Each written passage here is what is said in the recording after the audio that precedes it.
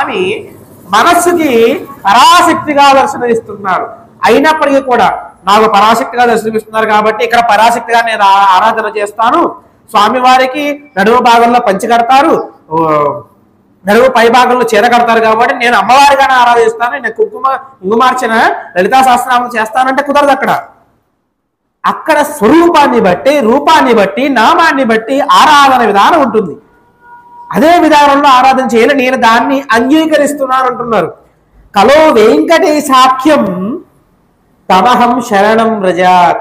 అయ్యా, వెంకటేశ్వర స్వరూపంలో ఉన్నటువంటి నా మనోగతమైనటువంటి పరాశక్తి స్వరూపమా, నిన్ను నేను భజిస్తున్నాను.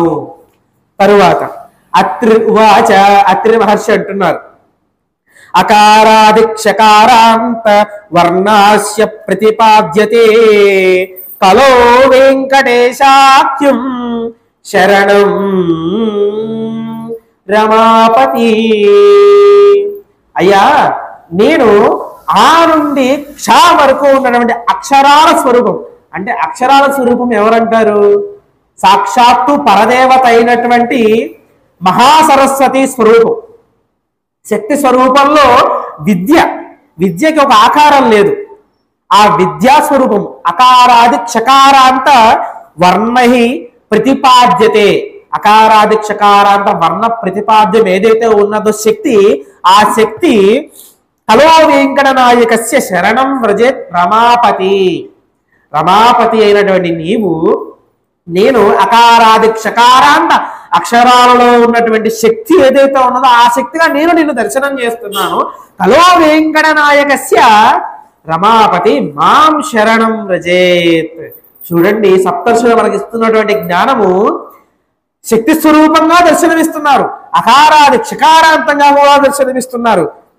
భరద్వాజ మహర్షి ఇప్పుడు చెప్తున్నారు, భగవాన్ భార్గవీకాంతో భక్తాభీష్టాద్ దాయకః భక్తస్య మే వెంకటేశో భగవద్వస్యాన్ రమాపతే.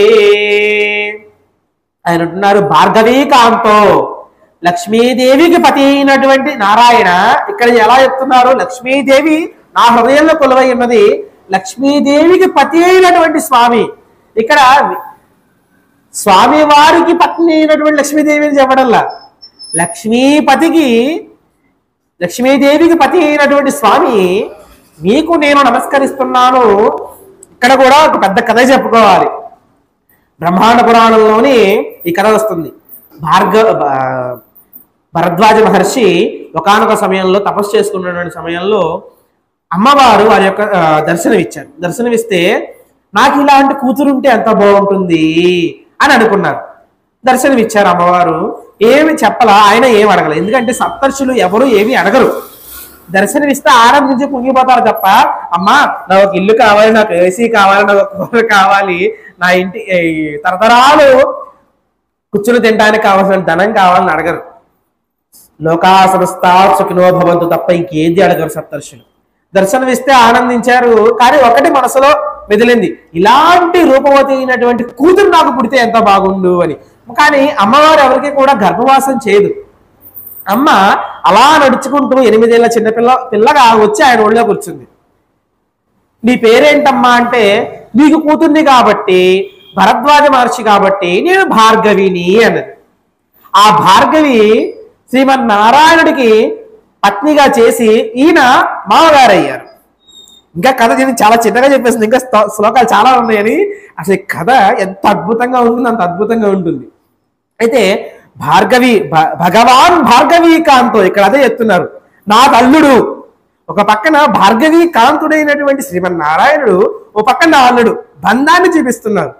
భగవంతుడికి ఎప్పుడు కూడా భగవంతుడు అక్కడెక్కడో ఉంటాడు, నేను ఎక్కడెక్కడో ఉంటాను ఇలా కాదు.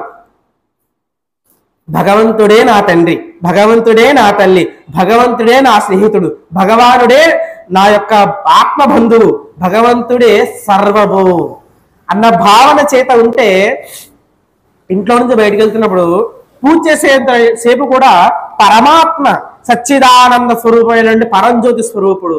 తరువాత అదే భావనతో ఉండకూడదండి, ప్రహ్లాదుడి భావనలోకి మారిపోవాలి మనం. ఎలాగయ్యా అంటే, అలా నడుచుకుంటూ వెళ్తున్నాం, పక్కన వాళ్ళతో ఎవరితో మనకు అవసరంలా, కష్టాలు ఉన్నాయి, సుఖాలు ఉన్నాయి, అన్ని ప్రతి ఒక్క